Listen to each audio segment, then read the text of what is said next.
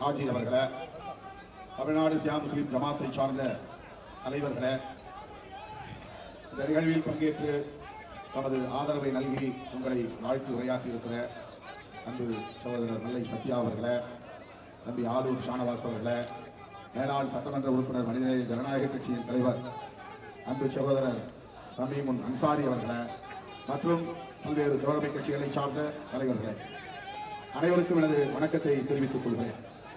இந்த ஆர்ப்பாட்டத்தில் பங்கேற்பதற்கு சற்று முன்னதாக ஒரு அறிக்கையை வெளியிட்டிருக்கிறோம்.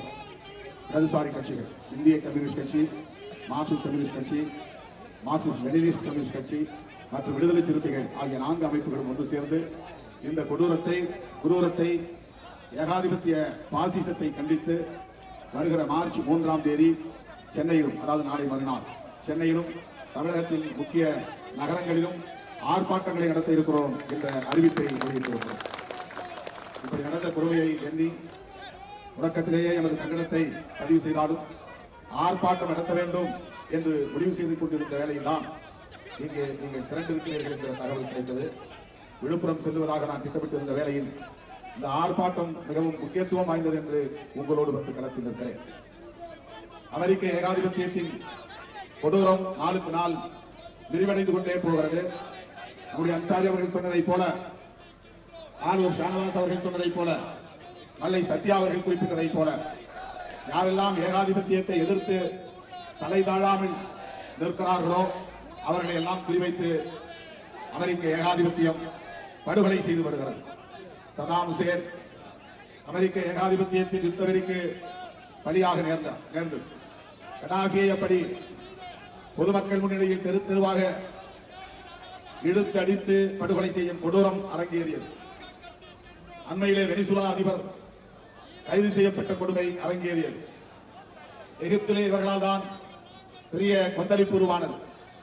நேபாளில் அண்மையில் நடந்த ஜென்சி புரட்சியிலும் கூட இவர்களின் பாசிச கைகள் தான் நீண்டிருக்கின்றன என்று அறிய வந்திருக்கிறோம்.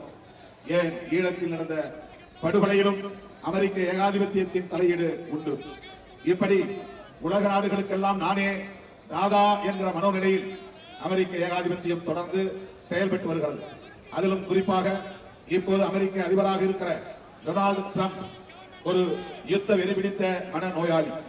ஒரு மனநோயாளியின் கையில் அமெரிக்கா மட்டுமல்ல உலக நாடுகளே சிக்கிக் கொண்டன என்கிற வேதனை தான் இப்போது நமக்கு வெற்றிகிறது.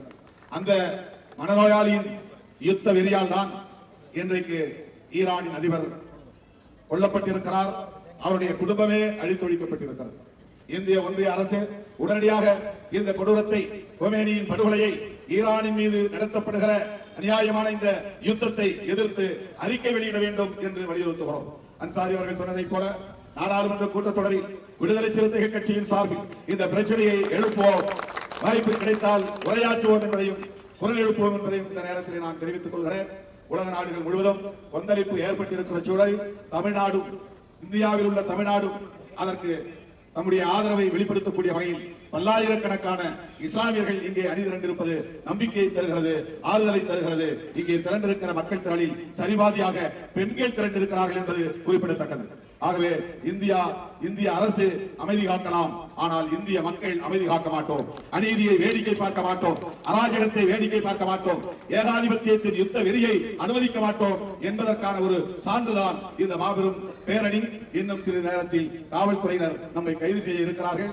இந்த போராட்ட களத்தில் பங்கேற்ற உங்கள் அனைவரையும் வாழ்த்தி, நீதி வெல்லும், நியாயம் வெல்லும், அதுவரையில் நாம் இணைந்து நிற்போம், போர் தொடுப்போம், அறப்போர் தொடுப்போம் என்பதை சொல்லி முடிக்கிறேன். நன்றி, வணக்கம்.